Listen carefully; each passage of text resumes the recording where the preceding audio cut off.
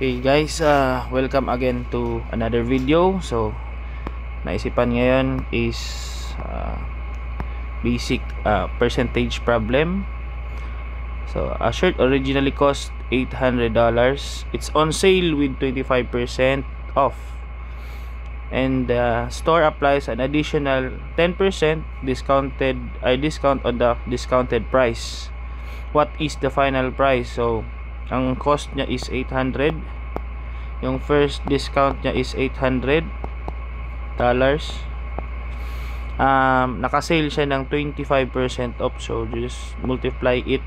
Pag 25%, gawin nyo muna na whole number. So, gawin yung decimal. So, 0.25. So, the discounted price on 25% is $200. So, the original cost nito is $800 minus $200, which is $600. Yun yung first.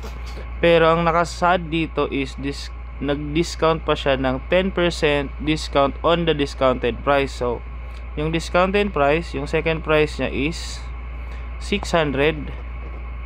Okay? Multiplied natin ng 10%. Ang 10%, so decimal is 0.10.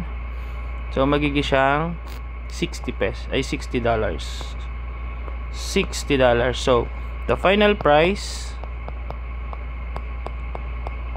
is equals to 600, which is the original price, minus 60. So, the final price is $540. Okay?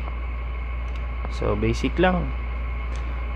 Follow for more educational videos, especially sa math. Thank you guys.